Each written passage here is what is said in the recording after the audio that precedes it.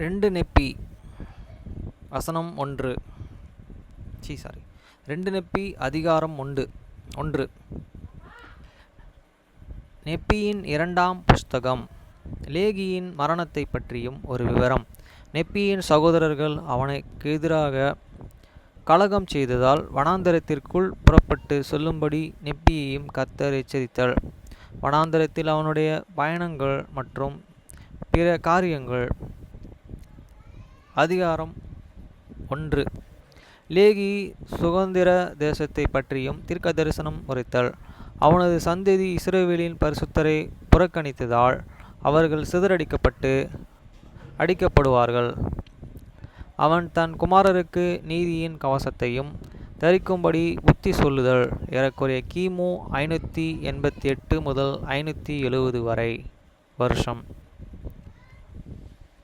வசனம் 1. இப்பொழுது அந்தபடியே நெப்பியனாகிய நான் என் சகோதரனுக்கு போதித்த பிறகு உங்கள் தகப்பன் லேகியும் அவர்களிடத்தில் பல காரியங்களையும் பேசி எருசலேமின் தேசத்திலிருந்து அவர்களை வெளியே கொண்டு வருவதில் அவர்களுக்கு கர்த்தர் எவ்வளவோ மகத்தான காரியங்களை செய்திருக்கிறார் என்பதையும் குறித்து அவர்களுக்கு விவரித்தார்.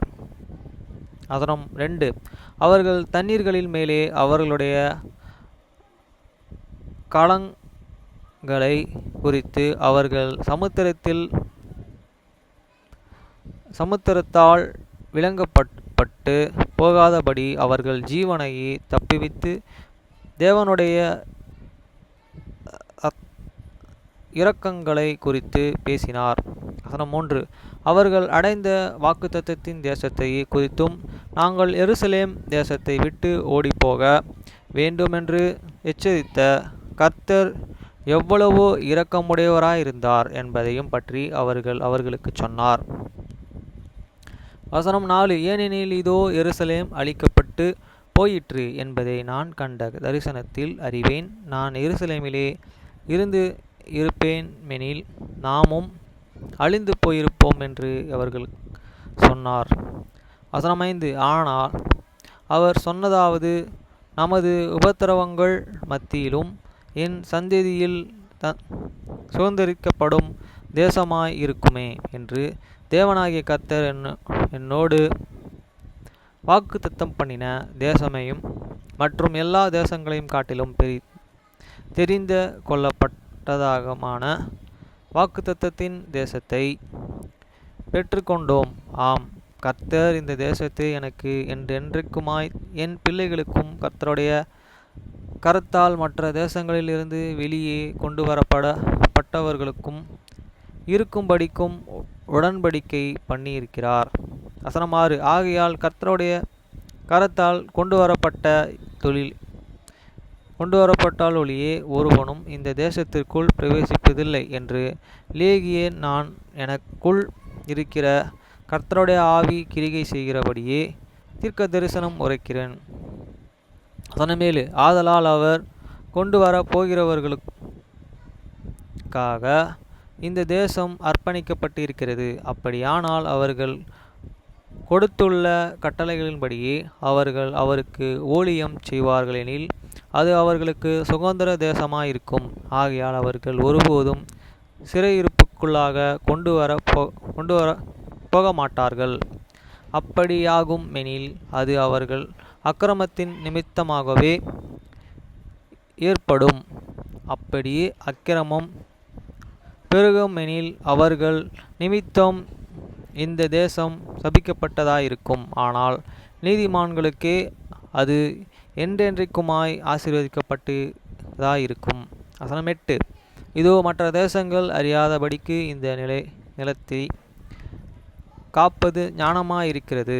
ஏனெனில் இதை சுதந்தரிப்பதற்கும் இடம் இல்லாது போகும் மட்டும் அநேக தேசங்கள் நிலத்தை ஆக்கிரமிக்கும்.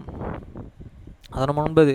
ஆகையால் தேவனாகிய கர்த்தராலே எருசலேம் தேசத்தில் இருந்து அழைக்கப்பட்டவர்கள் அவருடைய கட்டளைகளையும் கைக்கொள்கிற அளவு இந்த தேசத்தின் மேலே விருத்தியடைவார்கள் என்றும் இந்த தேசத்தை அவர்கள் சொந்தமாக கொள்ளும்படி சகல தேசங்களிலுமிருந்தும் விலக்கி காத்து கொள்ளப்படுவார்கள் என்றும் ஒரு வாக்குத்தத்தத்தை லேகியாகிய நான் பெற்றுக்கொண்டேன். அப்படியே அவருடைய கட்டளைகளையே கைக்கொள்ளுவார்களெனில் அவர்கள் இந்த தேசத்தின் மேலே ஆசீர்வதிக்கப்படுவார்கள்.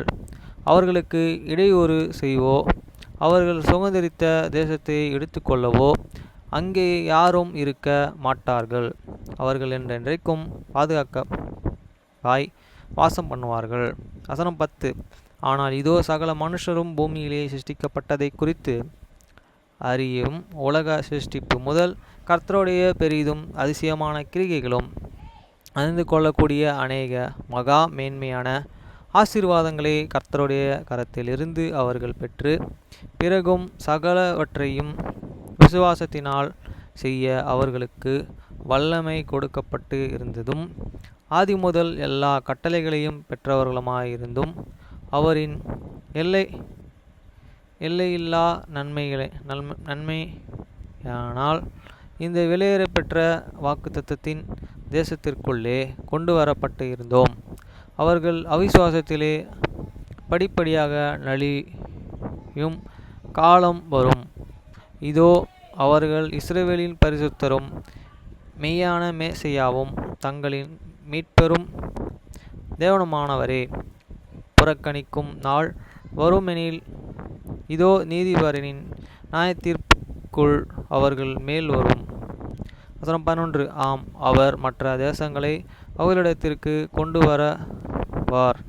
அவர் அவர்களுக்கு வல்லமையை கொடுத்து அவர்களுக்கு சொந்தமாயுள்ள நிலங்களையே அவர் எடுத்து கொண்டு போவார். அவர்கள் அடிக்கப்பட்டு போகும்படி செய்வார். வசனம் 12. ஆம், ஒரு தலைமுறை மற்றொரு தலைமுறைக்கு கடந்து செல்லும்போது அங்கேயே இரத்தம் சிந்துதலும் மகா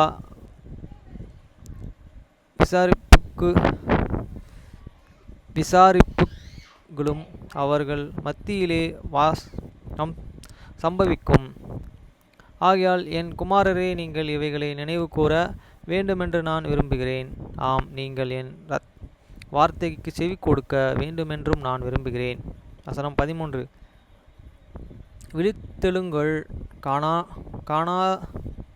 நித்திரையில் இருந்து பாதாளத்தின் விழித்தெழுங்கள்.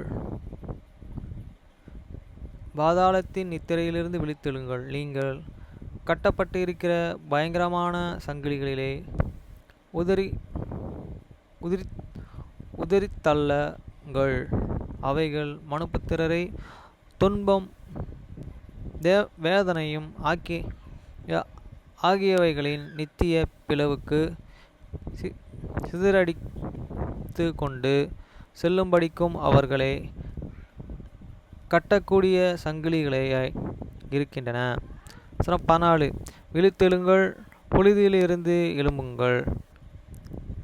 எந்த பிராணனையும் திரும்ப வரக்கூடாத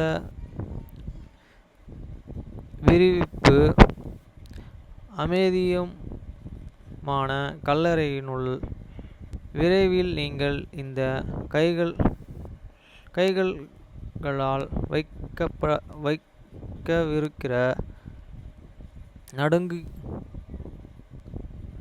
நடுங்க கொண்டுள்ள உங்கள் பெற்றோரின் வார்த்தைகளை கேளுங்கள். இன்னும் சில நாட்கள் நான் பூலோகத்தார் எல்லோரும் போகிற வழியே போகிறேன். 15. ஆனால் இதோ கர்த்தர் பாதாளத்திலிருந்து என் ஆத்துமாவை மீட்டிருக்கிறார். நான் அவரின் மகிமையை கண்டு இருக்கிறேன். அவருடைய அன்பின் கரங்களால் நான் எப்பொழுதும் நித்தியமாய் தழுவப்பட்டிருக்கிறேன். 16. நீங்கள் கர்த்தருடைய நியமனங்களையும் நியாயத்தீர்ப்புகளையும் கைக்கொள்ள நினைவு கூற வேண்டும் என்று நான் விரும்புகிறேன். இதோ ஆதி முதல் இதுவே என் ஆத்மாவின் தவிப்பாயிருக்கிறது. 17. உங்கள் இருதயம் கடினத்தின் நிமித்தம் தேவனாகிய கர்த்தர் தாம் தீர்க்கதரிசன கோபாக்கினையோடும் உங்கள் மேலே வருவாராகில் நீங்கள் அறுப்புண்டு என்றென்றுக்குமாய் அதம் பண்ணப்படுவீர்களே என்று நான் பயப்படுகிறதினால். வசனம் 18. அல்லது ஒரு சாபம் உங்கள் மேலே பல தலைமுறைகளுக்கும் வரும்படிக்கும் பட்டயமும் பஞ்சமும் உங்கள் மேலே வரும்படிக்கும் நீங்கள் வெறுக்கப்பட்டு பிசாசினின் சித்தம் மற்றும் சிறைத்தனத்தின்படியே நடத்த செல்லப்படுவீர்கள் என்று என் இருதயம் துக்கித்ததனால் அவ்வப்போது பாராட்டி இருக்கிறது. 19. என் குமாரர்களே, இந்த காரியங்கள் உங்கள் மேலே வரக்கூடாதபடிக்கு நீங்கள் கர்த்தராலே தெரிந்து கொள்ளப்பட்டு தயவு பெற்ற ஜனங்களாய் இருக்க வேண்டும். ஆனால் இதோ அவரே சித்தத்தின்படியே ஆகக்கடவது. ஏனெனில் அவருடைய வழிகள் என்றென்றைக்கும் நித்தியம் நீதி உள்ளவைகளாய் இருக்கின்றன. வசனம் 20. அவர் இருப்பதாவது, என் கட்டளைகளை கைக்கொள்கிற அளவு நீங்கள் தேசத்திலே விருத்தடைவீர்கள். ஆனால் நீங்கள் என் கட்டளைகளை கை கொள்ளாமற்று போகிற அளவில் என் சமூகத்திலிருந்து அறுப்புண்டு போவீர்கள். வசனம் 21. அப்பொழுது உங்களிலே என் ஆத்துமா மகிழ்ந்து இருக்கும்படிக்கு உங்களில் நிமித்தம் என் இருதயம் ஆனந்தத்துடனே இவ்வுலகத்தை கடந்து செல்லும்படிக்கும் நான் கல்லறைக்கு சஞ்சலத்தோடும் துக்கத்தோடும் எடுத்து செல்லப்படுவதபடிக்கும் புழுதியிலிருந்து எழுந்திருங்கள். என் குமாரரே, குமாரராயிருங்கள். நீங்கள் அடிமைத்தனத்திற்குள்ளாக போகாதபடிக்கும். வசனம் 22. கொடிய சாபத்தினாலே தவிக்கப்படாதபடிக்கும் அழிக்கப்படாதபடிக்கும் உங்கள் மீது நீதியின் தேவனின் துக்கத்தை ஆம் ஆத்துமா என்று சரீரத்தின் நித்திய அழிவற்ற கேதுவானதை வர்ஷிக்க பண்ணாமல் ஏக சிந்தையிலும் ஏக உள்ளத்திலும் உறுதியாய் சகலவற்றையும் ஐக்கியப்பட்டு இருங்கள். வசனம் 23. என் குமாரரே, விழித்தெழுங்கள், நீதியில் கவசத்தை தரித்து கொள்ளுங்கள். நீங்கள் பிணைக்கப்பட்டு இருக்கிற சங்கிலிகளையும் உதறி தள்ளி அந்தகாரத்திலிருந்து வெளிவாருங்கள், புழுதியிலிருந்து எழும்புங்கள். வசனம் 24. மகிமையான நோக்கங்கள் உடையவனாயும் நாம் எருசலேமை விட்டு புறப்பட்ட காலத்திலிருந்து கட்டளைகளை கை கொண்டவனாயும் இருக்கிற உங்கள் சகோதரனுக்கு எதிராக கலகம் செய்யாதிருங்கள். அவன் நம் வாக்குத்தத்தத்தின் தேசத்திற்கு கொண்டு வரும்படியாய் தேவனுடைய கரங்களிலே ஒரு கருவியாய் இருக்கிறான். வசனம். அவன் இல்லாதிருந்தால் நாம் வனாந்தரத்திலே பட்டினியால் அழிந்து போயிருப்போம். இப்படி இருப்போமாய் நீங்கள் அவன் ஜீவனையை வாங்க தேடினீர்கள். ஆம், உங்கள் நிமித்தம் அவன் அதிக துன்பத்தை அனுபவித்திருக்கிறான். 25. அவன் உங்கள் நிமித்தம் மறுபடியும் பாடு அனுப்பிப்பானோ என்று நான் மிகவும் பயந்து நடுங்கம் அடைகிறேன். ஏனெனில் இதோ அவன் உங்கள் மேலே பலத்தையும் அதிகாரத்தையும் செலுத்த வகை தேடுகிறான் என்று நீங்கள் அவன் மேலே குற்றம் சாட்டுகிறீர்கள். ஆனால் அவன் உங்கள் மேலே பலத்தை அதிகாரத்தையோ செலுத்த முனைவில்லை. ஆனால் உங்கள் நித்திய சுகவாழ்வையும் தேவனுடைய மகிமையையும் அவன் நாடினான் என்று அறிவேன். 26. அவன் உங்களிடத்திலே வெளிப்படையாய் நடந்து கொண்டது நிமித்தம் நீங்கள் முறுமுறுத்தீர்கள். அவன் உங்களிடத்திலே கொடூரத்தையே உபயோகித்தான் என்கிறீர்கள். அவன் உங்கள் மேலே கோபமடைந்தான் என்று சொல்லுகிறீர்கள். ஆனாலும் இதோ அந்த கண்டிப்பு அவனுள் இருந்து தேவனுடைய வார்த்தையினுடைய வல்லமையின் கூர்மையாய் இருக்கிறது. நீங்கள் கோபமென்று அழைப்பது உங்கள் அக்கிரமங்களை குறித்து தைரியமாய் வெளிப்படுத்த வேண்டியதும் அவனால் அடக்கிக் கொள்ள முடியாததுமான தேவனிடத்திலே உள்ள சத்தியமாயிருக்கிறது. 27. நீங்கள் கீழ்ப்படிய வேண்டுமென்று அவன் கட்டளைகளை பிறப்பிப்பதற்கும் தேவ வல்லமை அவனுக்கு உள் இருப்பதும் அவசியமாயிருக்கிறது. அதனால் இதோ அவன் நிறுத்திக் கொள்ள முடியாத மற்றதா போகும் அளவுக்கும் பேசும்படி அவன் வாயை திறந்து அவனாலே அவனுக்கு உள்ளிருந்த கர்த்தருடைய ஆவியானவரே. 28.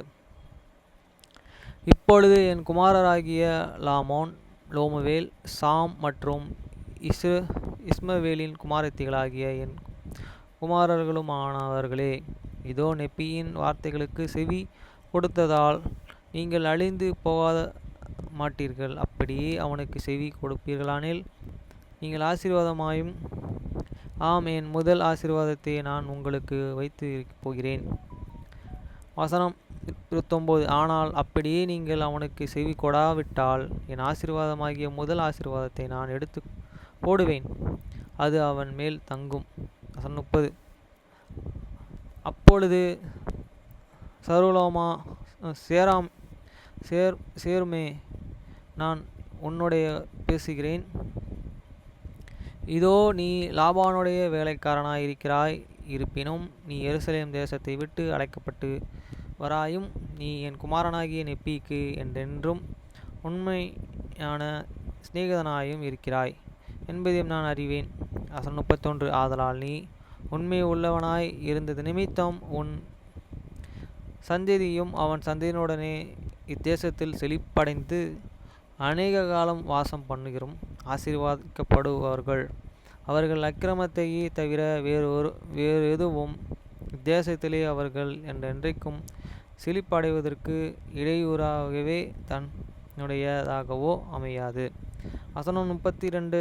ஆதலால் நீ கர்த்தருடைய கட்டளைகளை கைக்கொள்வாய் எனில் கர்த்தர் இந்த நிலத்தையே என் குமாரனுடைய சந்ததியோடு உன் சந்ததிக்கும் பாதுகாப்பாய் இருக்கும்படிக்கு அர்ப்பணித்திருக்கிறார்.